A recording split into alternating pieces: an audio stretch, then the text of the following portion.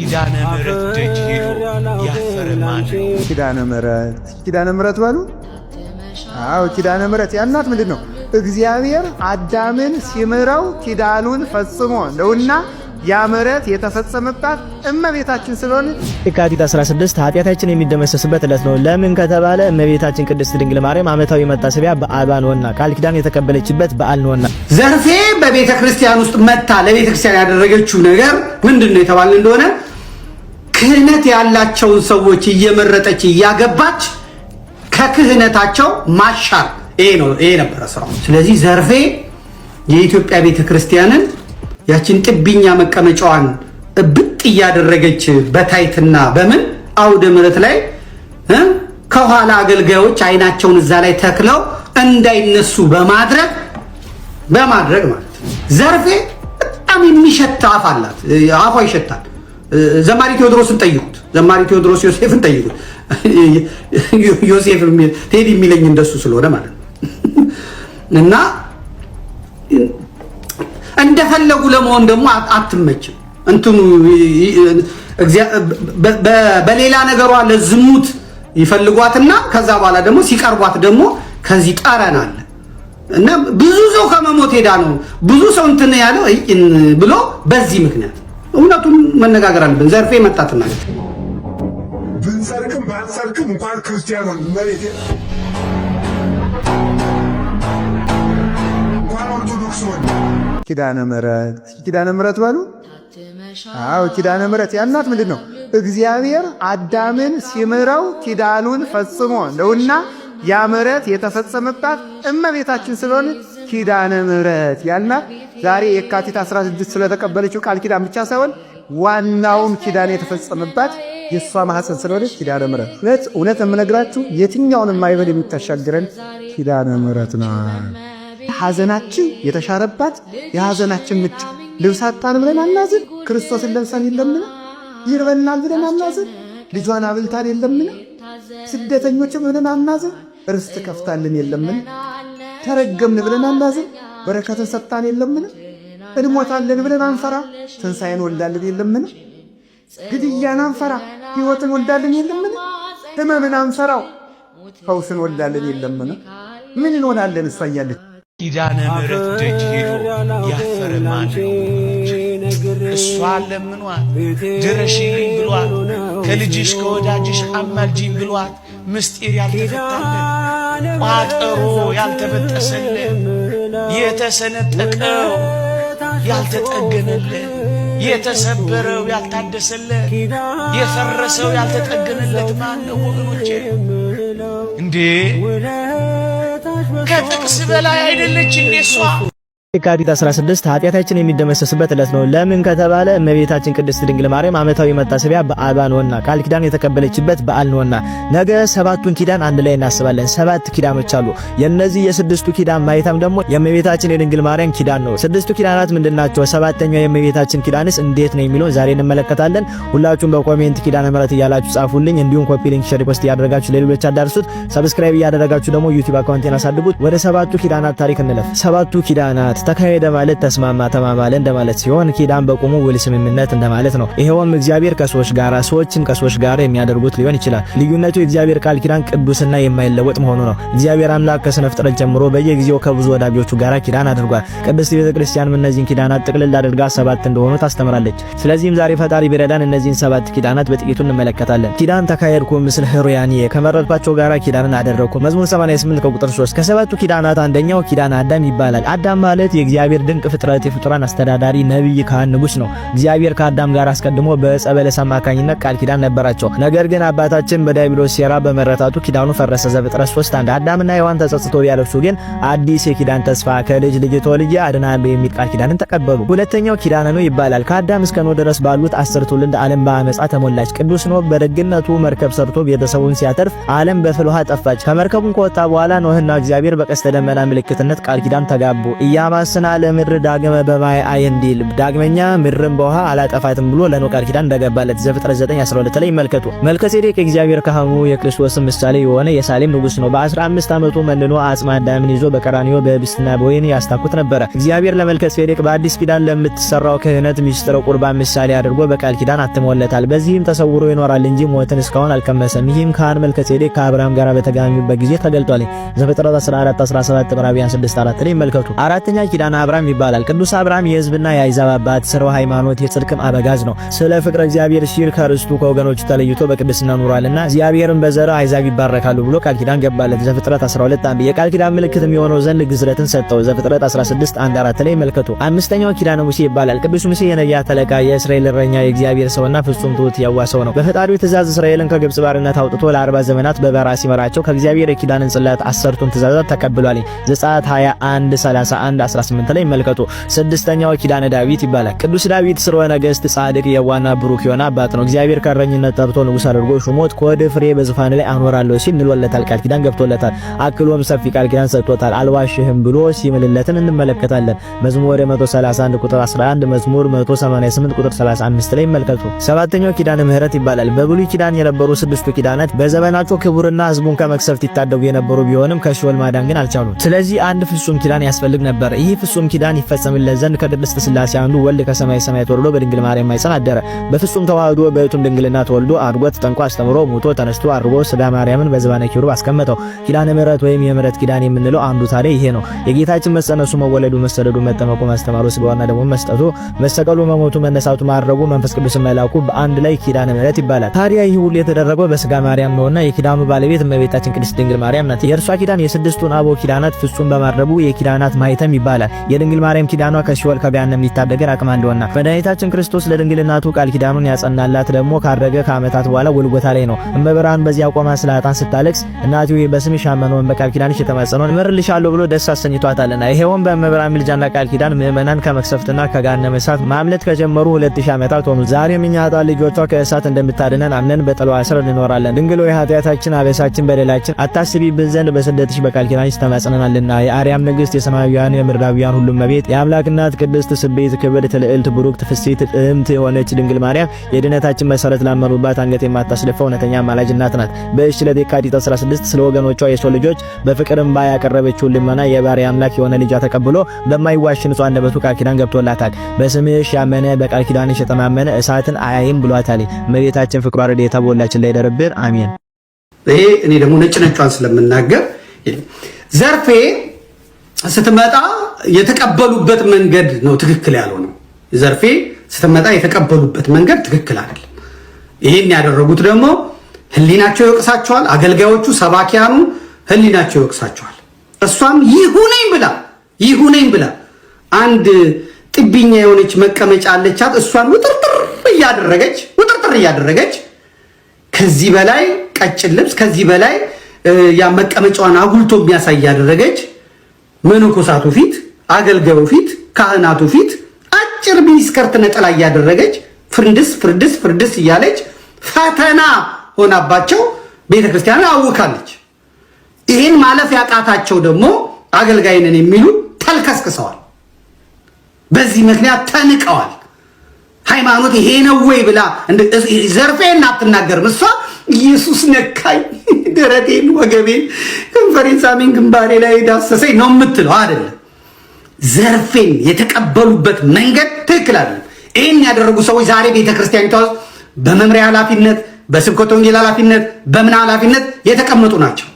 ዓለም ላይ ጠግባው ዓለም ላይ ብላው ያቃታትን እርኩሰት ቤተ መቅደሱ ውስጥ ጠንስሰው የተቀበሏት የደሃ እንኳን የከበረ ነው የግልሙትና አስተሳሰብ ያላቸው ሳይጠሩ የመጡ አገልጋዮች አግኝተዋታል። እና ወደ ገዳም ከመውሰድ ወደ ምን ከመውሰድ ወደ በየቤርጎ በመውሰድ የርኩሰት ካባን አላብሰዋታል። ይሄ ይቅር የማይባል ነው። እውነት ነው መነጋገር ያለብን።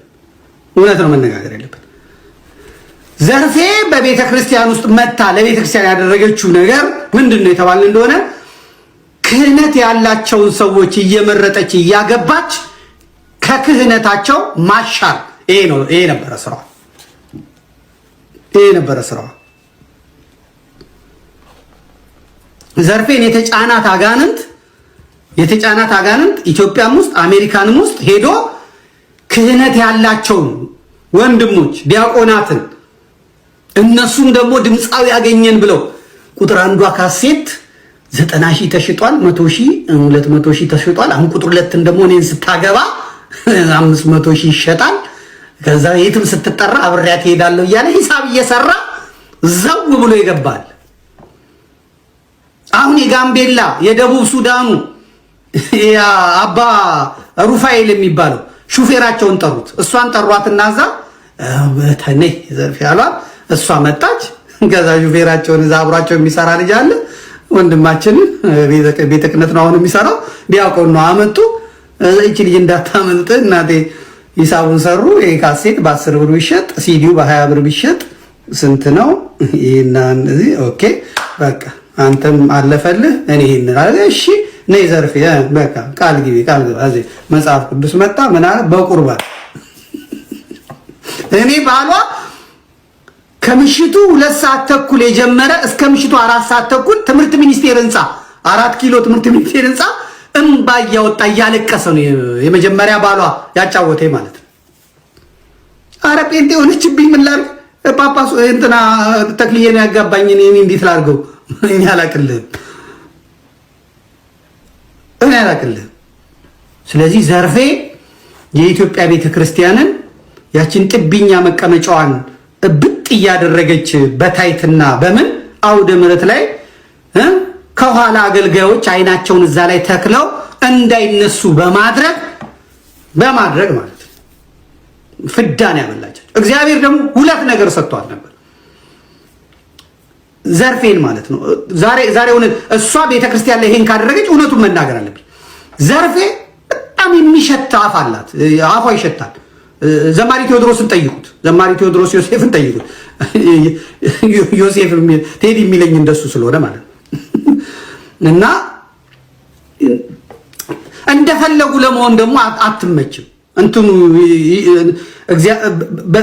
በሌላ ነገሯ ለዝሙት ይፈልጓትና ከዛ በኋላ ደግሞ ሲቀርቧት ደግሞ ከዚህ ጠረን አለ እና ብዙ ሰው ከመሞት ሄዳ ነው ብዙ ሰው እንትን ያለው ብሎ በዚህ ምክንያት እውነቱን መነጋገር አለብን። ዘርፌ መጣት ነገር አሁን አስተካክላው ከሆነ አሁን ምናምን ከሆነ አላቅ።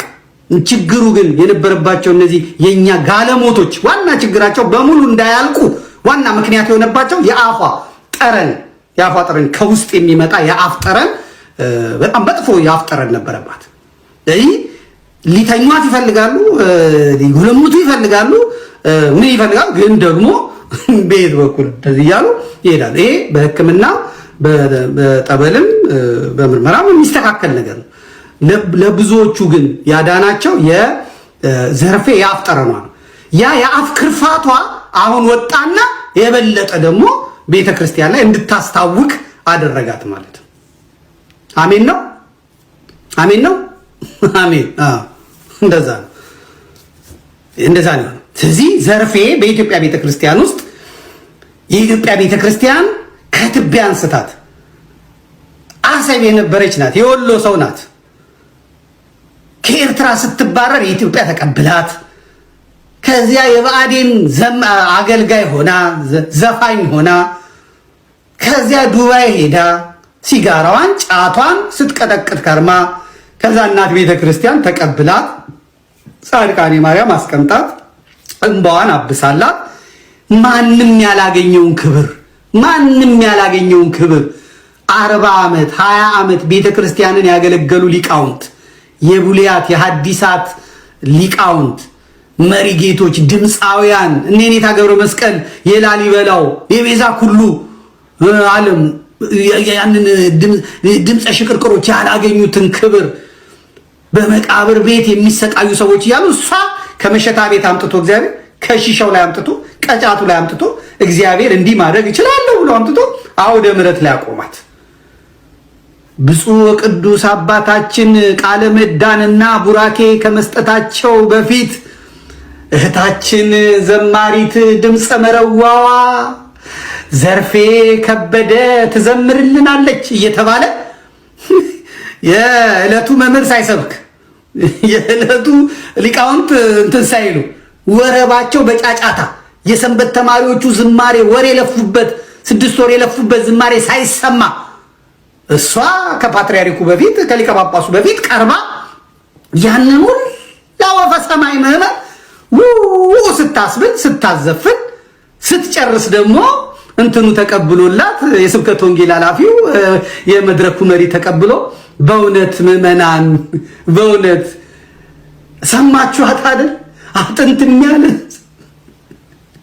ፀጉር የሚነቅል በእውነት አንጀት የሚል ሰማችኋል? አቤት የእግዚአብሔር ስጦታ ነው በሉ። ሲዲው እዛ ጋር አለ 20 ብር ነው። ካሴቱ 15 ብር ነው። የታችን ነው ግዙ ተው። ቀረጥ የለው ምን የለው። ያ ሁላ ህዝብ ያን ሲዲ ገዝቶላት እሷ ዝንጥ ብላ የምትኖር አዝማሪ ሆና ዱባይ ሄዳ የአረብ መጫወቻ የነበረችው ልጅ አምጥቶ እግዚአብሔር ዘማሪት ዘርፌ እኛ ጋር አትመጪም? ስፔን መድኃኔዓለም እሺ እመጣለሁ፣ ግን ለንደን ስላለኝ እንዴት ላርግ? ቆይ እንትን እኮ ስዊድን መሄድ ነበረብኝ። የታሳስ ገብርኤል ሳንዲያጎ ነኝ። እኔ ካናዳ ነው የምሄደው። ደቡብ አፍሪካ ሆነ አይመቸኝም እንድትል ያደረገች አለች ቤተክርስቲያን ናት። አሁን ጴንጤ ሆና እንኳን አላገኘችውም ያንን እድል። ጴንጤ ሆና እንዲህ የሰደበቻት ቤተክርስቲያን አላገኘችም። አሁን ዘርፌ የምትሄደው የት ነው? እዩ ጩፋ ጉባኤ። ዛሬ እዩ ጩፋ ጉባኤ ለታችን መጣለች። ከኦርቶዶክስ የመጣች ናት። ዘምር ይሏታል። ትወጣና የአባቴ እናቷ ዛሬ ይነሳባታል።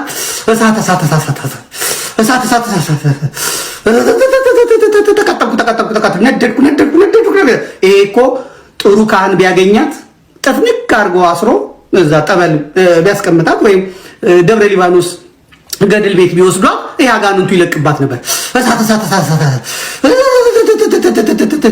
ወይኔ ኢየሱስ የኔ ላፍ የኔ ፍቅር ምን ልሁንልህ የሚያንጠራራ እንትን አገኛትም ነበር። ዘርፌ በኢትዮጵያ ቤተክርስቲያን ውስጥ እያለች ለኪሷ ዶላር እኔ ቤት ነኝ እኛ ጋር ሁኚ እኛ ደብር ነኝ እየተባለች አውሮፕላን ላይ እየተኛች ከዋሽንግተን ተነስታ እዛ አገልግላ እዛ ሳታድር እንደገና ደግሞ ኦሃዮ ደግሞ ሳታድር ደግሞ እንደገና ወደ ሎስ አንጀለስ ወደ አውሮፕላን ላይ በቃ ልብሷን አውሮፕላን ላይ እየቀየረች እዛ አንድ ሆቴል 5 ስታር ሆቴል እየተያዘላት በህይወታ አይታ ማታውቀው ቁርንፉድ በዝንጅብል እየቀጠቀጠች ትበላ የነበረች ልጅ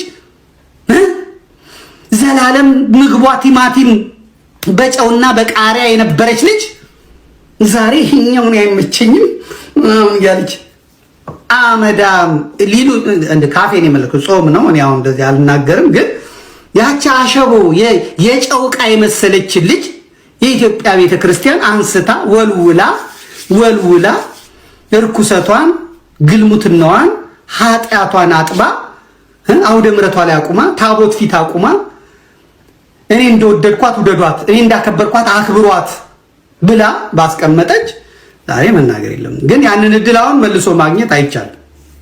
እግዚአብሔር የሚሳነው የለም። ነገ ትመጪ ቤተክርስቲያን ትሰጣለች። ለነገሩ ግን እዛ ሆኖ በመሳደብ አይገኝም። አሁን ዛሬ የሚያላጉሽ እርስ በርስ የማይገናኙ ጴንጤዎች ናቸው የሚያላጉሽ። ፓስተሮች ኔትወርክ አላቸው፣ እነሱ በልጽገዋል፣ እነሱ አላቸው። አለቅ አታገኝም። አሁን ያንቺ ስዊድን ጩፋ ጋር ያንቺ ሎስ አንጀለስ ዳንሳ ነው። ዳንሳ ከጩፋ ወደ ዳንሳ፣ ከዳንሳ ወደ ዮናታን፣ ከዮናታን ወደ ሳብርታን ወደ ላይታ፣ ከላይታ ወደ ኮንታ፣ ከኮንታ ወደ ሱሉልታ፣ ከሱሉልታ ወደ ሜታ፣ ከሜታ ወደ ገበታ፣ ሸገር ገበታ። እንደዚህ ነው የምትመላለሽ በእውነት እና ይሄ ትክክል አይደለም። ብንሰርቅም ባንሰርቅም እንኳን ክርስቲያኑን መሬት እንኳን ኦርቶዶክስ ሆነ